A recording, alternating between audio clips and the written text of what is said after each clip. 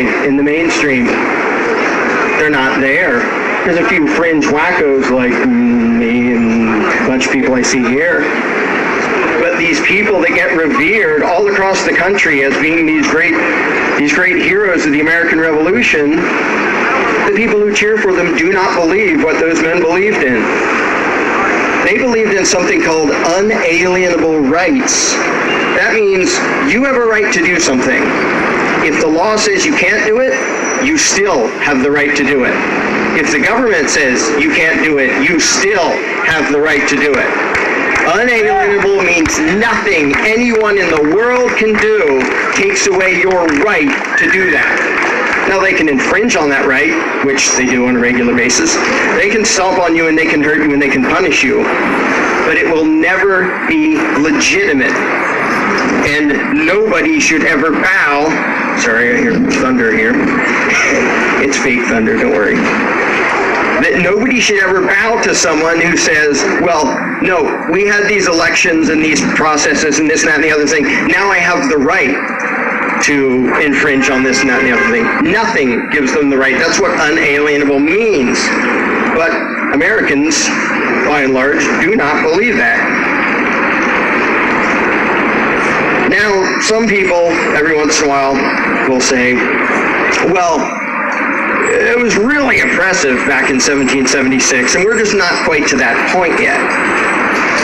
If 2 to 3% taxation justified a revolution in 1776, why doesn't 50% and growing justify a revolution? If a few little excise taxes on pieces of paper and tea justified open lawlessness from these rebels that we're all celebrating, why don't the myriad of incomprehensible, unavoidable, crushing taxes, state, local, and federal, why don't they justify a revolution today? If the occasional abuse of the colonists by the redcoats justified a revolution back then, why isn't it justified today by the fact that the vast majority of American law enforcement see no problem at all with randomly stopping you, detaining you, interrogating you, and searching you for any reason they like or no reason at all? If you read the Fourth Amendment, you realize, wow, they had a revolution over that. So where's the spirit with all the flag waving and with all the celebrating? Where are the people who actually believe in what happened right over there 233 years ago? What exactly are we proud of if we let that go? People talk about American pride. What is it they're proud of? That reminds me, somebody gave me a note here to read you. The guy's name was Samuel Adams. Yeah, the beer guy, but he did some other stuff too. If ye love wealth better than liberty, the tranquility of servitude better than the animating contest of freedom, go home from us in peace. We ask not your counsels or arms. Crouch down and lick the hands which feed you. May your chains set lightly upon you, and may posterity forget that ye were our countrymen.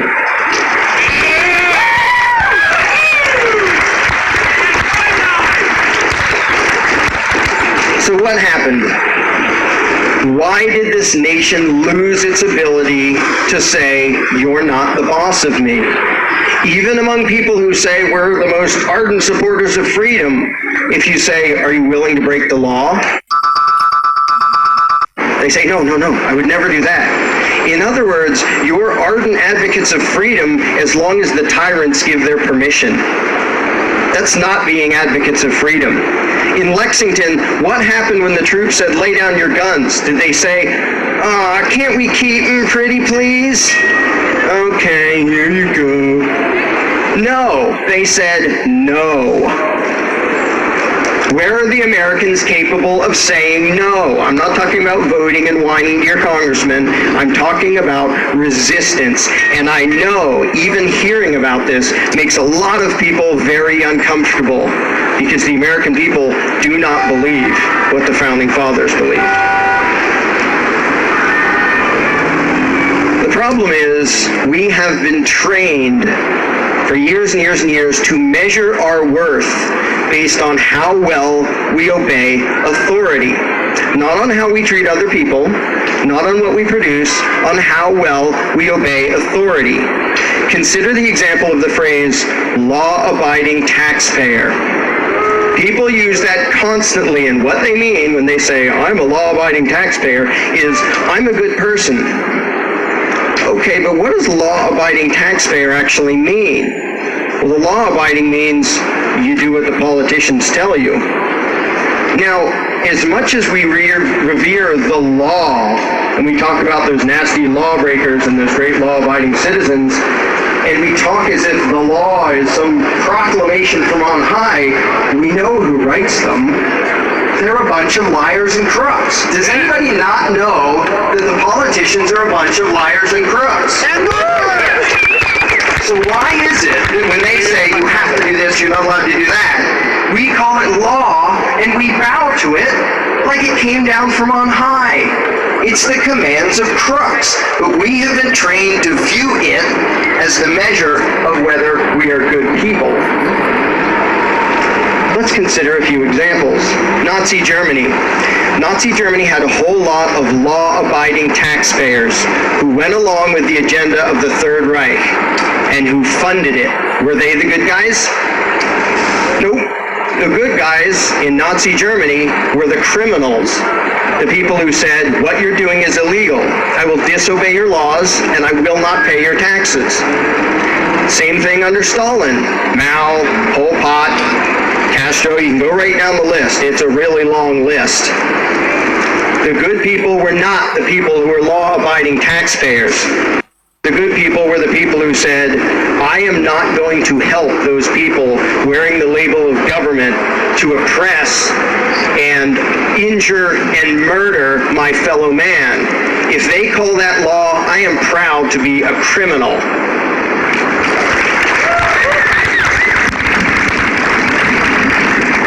And as much as we revere the law, if you need politicians telling you what's right and wrong, something's horribly wrong. Here's a quote from Thomas Jefferson, because I just want to let you know, I'm not the first radical wacko to say these sorts of things.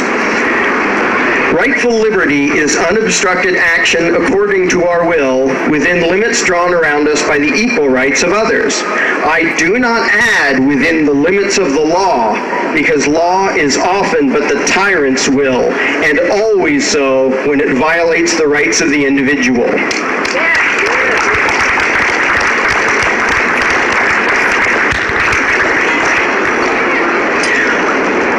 So what about right here? We can look at lots of other times, lots of other places and say, hooray for the people who broke the law. We can look back in this country's history when slavery was legal. Just as evil, but it was legal. Were the good guys the people who went along with it? Nope, the good guys broke the law. And we can see that in this country, in the past, and lots of other countries, present and past. What about this country today? Do we really want to tell ourselves that, well, no, it's not okay to resist now, among other things? When people feel this moral obligation to obey the law, and they speak it as if it's some proclamation from on high, what exactly is your moral obligation to work really hard so you can give thousands of dollars to Obama so he can give them to international bankers? Where is the moral obligation? Nowhere. Where is the moral obligation to fund whatever war any politician happens to say, hey, I bet if I do that, it'll help my image? Why do we believe we have a moral obligation to obey whatever they call law? Here's a radical thought. You have a moral obligation to recognize and honor the rights of every individual on the planet, no matter what the law says.